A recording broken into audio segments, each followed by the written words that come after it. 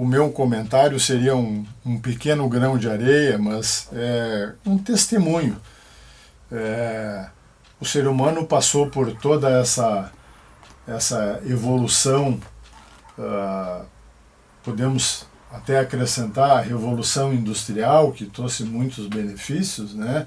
E toda essa revolução farmacêutica, as pesquisas de tratamento, as pesquisas científicas do ponto de vista de diagnóstico, mas um pequeno testemunho, eu sou formado há 40 anos e eu posso lhe afirmar que se eu exercesse a odontologia que eu aprendi há 40 anos atrás, eu estaria totalmente ultrapassado.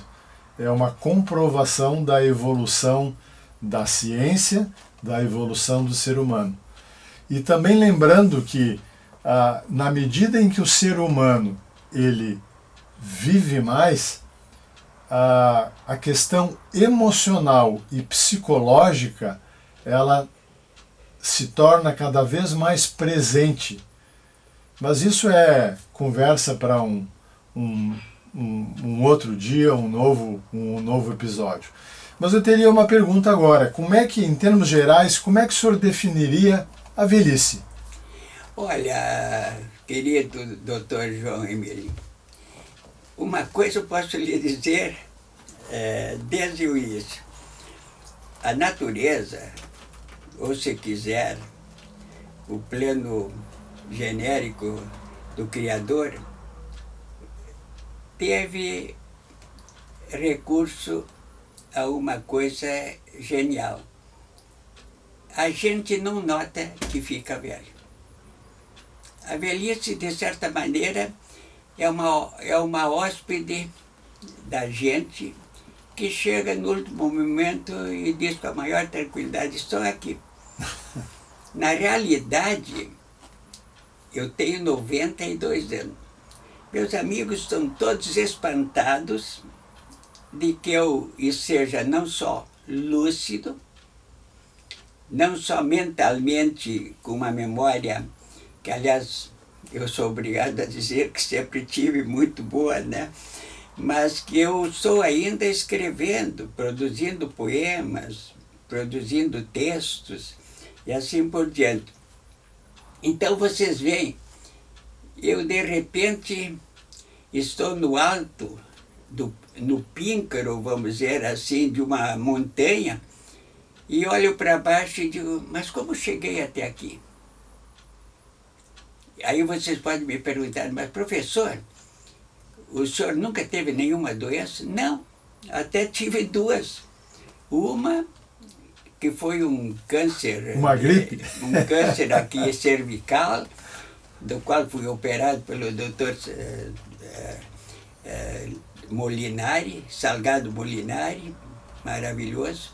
E outro problema que o meu amigo doutor Eduardo Franco Carvalho também operou, que era um nódulo maligno na bexiga. Quer dizer, também eu passei por problemas, de certa maneira, graves. Mas nenhum até aí me tinha levantado essa hipótese, né, de eu chegar a menos um, o doutor Henry Wolff, que me disse: tu tens uma genética muito boa, tu vais poder ficar escrevendo até o fim, porque teu pai morreu com 100 anos e a tua mãe com quase 100, faltavam 3 meses, então eu fico contente que tu vais ficar produzindo até esse momento. Mas desculpa lhe interromper, mas já lhe interrompendo, o senhor já se beneficiou da toda essa evolução mas evidente, que o senhor acabou de falar. Não, é por isso que eu estou citando médicos, não estou citando tanto professores como líderes espirituais, como grandes mestres da literatura, né? É que a ciência permitiu, pensem vocês, desde Röntgen, que inventou o raio-x, né? A ressonância magnética também, e ultimamente eu estava vendo aí processos assim modernos, a tal ponto que já chegaram os cientistas, eu sou apaixonado pela história da ciência, né? Chegaram a, inclusive, fotografar um gene tridimensionalmente. Nós passamos pela Covid, mas eu vi aí os cientistas descreverem que se não houvesse já as pesquisas de uma mulher brilhante em química e outras coisas que tinha preparado já no fundo as condições para a vacina das três, da Pfizer, da Moderna e não me lembro qual é a outra tecnológica, não me lembro como é. Se ela não tivesse preparado, nós não teríamos ainda resolvido o problema da Covid. Então, agradecemos a Deus que junto com os santos, como evidentemente São Francisco, entre os grandes santos, os mestres Confúcio, Lao-tse, Buda e assim por diante, nós agora tenhamos também que agradecer a grandes pesquisadores da ciência, a grandes cientistas, né, que possibilitaram que a velhice chegue a essa idade. Eu diria para vocês, não é, que a velhice é uma oportunidade para a gente ter gratidão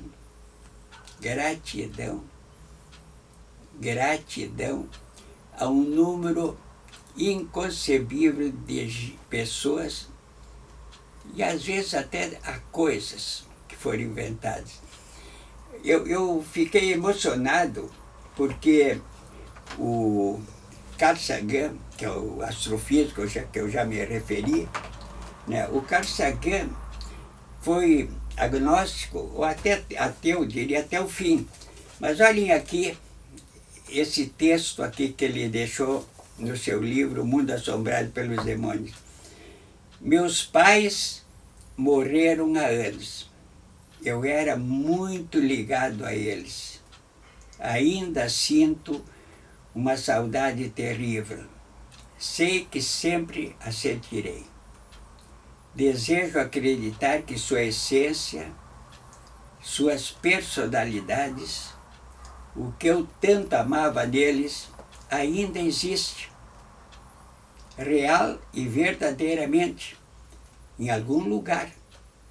Não pediria muito, apenas 5 ou 10 minutos por ano, para lhes contar sobre os netos, pô-los ao corrente das últimas novidades, lembrar-lhes que eu os amo. Uma parte minha, por mais infantil que pareça, se pergunta, como é que eles estarão? Está tudo bem? Desejo perguntar. As últimas palavras que me vi dizendo a meu pai na hora de sua morte foram: tome cuidado.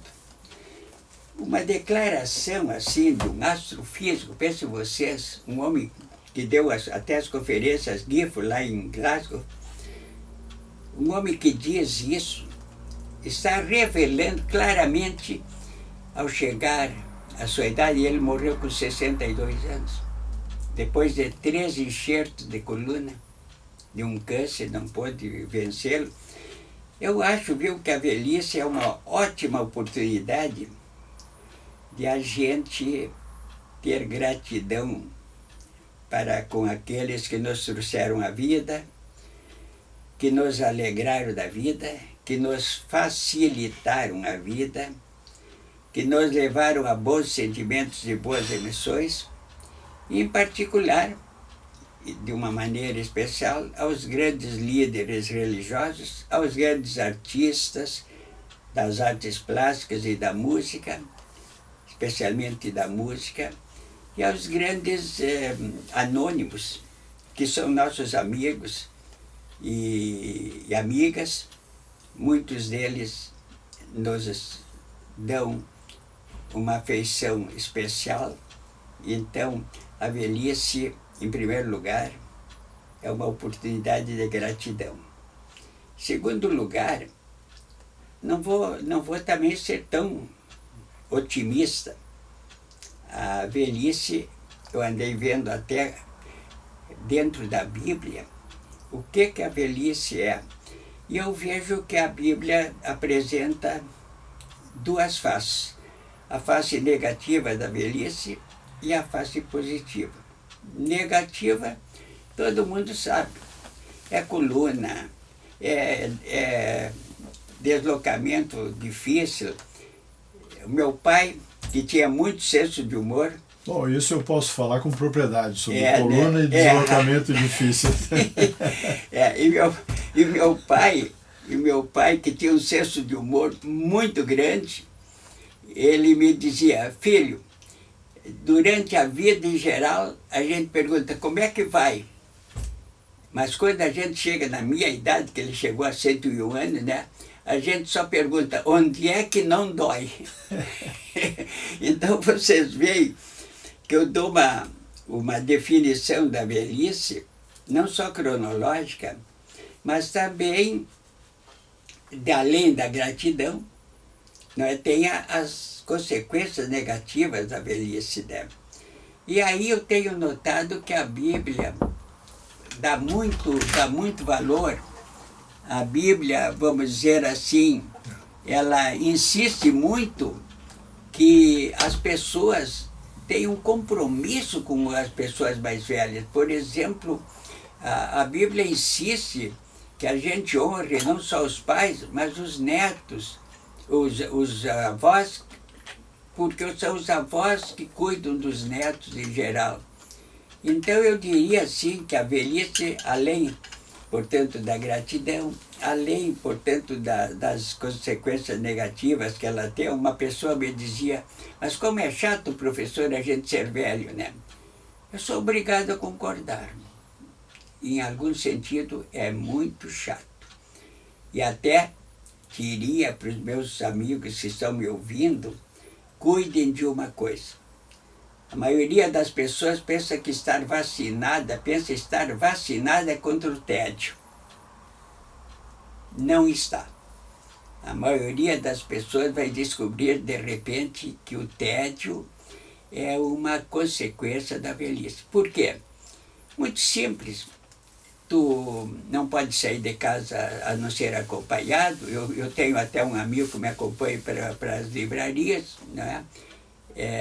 Já é uma profissão nova, acompanhante, não é? E depois a gente tem que estar sujeito a 1000 coisas, porque tem assaltos, tem isso, tem aquilo, e a tecnologia moderna chega a deixar muito cansado as pessoas de idades, porque eu fui um dos primeiros escritores que adotou até o computador, mas reconheço que eu sou meio chucro em relação ao computador. Chega um momento que eu acho ele maravilhoso, mas um pouco cansativo. Então são essas as consequências também, não é, que eu digo que a idade comporta. Mas mesmo assim, vem a pergunta, vale a pena ser velho? Eu responderia, viu, positivamente, vale a pena. Mas se vocês querem que eu explique todas as razões porque vale a pena, eu respondo como Santo Agostinho a respeito do tempo. Eu sei o que ele é, mas não sei explicar como ele é. Eu diria para vocês também, eu sei que vale a pena, mas não sei explicar detalhadamente porque vale a pena. Fundamentalmente, eu diria, vale a pena se tu tens pessoas que te amam e tu és capaz ainda de amar. E vale a pena, em segundo lugar, se tu tens ainda a companhia daquela maravilhosa criaturinha que Charles Péguy, um poeta francês, diria que era a mais importante das virtudes, a esperança. Se tu não tens esperança, eu fico meio quieto e não sei já dizer o que para uma pessoa velha, se vale ou não vale a pena ser velho. Me lembro que o Dr. Camargo, nosso grande cirurgião dos pulmões, ele contou a história numa crônica de um velhinho que perdeu a esposa. E aí eles tinham um filho médico.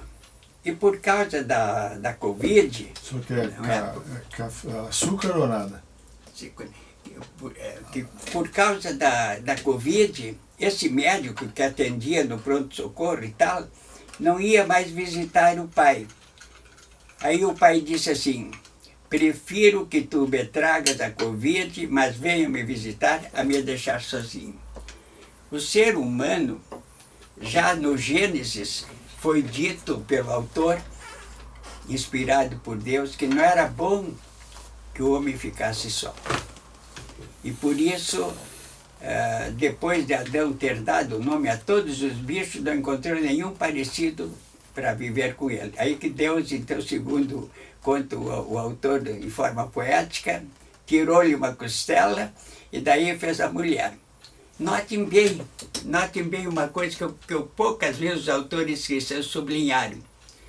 Adão e Eva, né, depois de a costela ter aparecido como uma mulher e Adão ter dito é osso dos meus ossos, é carne da minha carne, vocês notem que Adão amou a Eva antes de ter relações com ela, relações sexuais.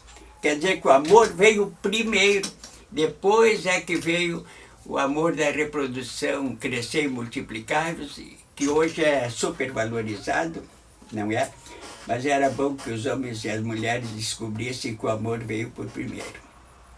Afeto, respeito, valorização, carinho, conversas,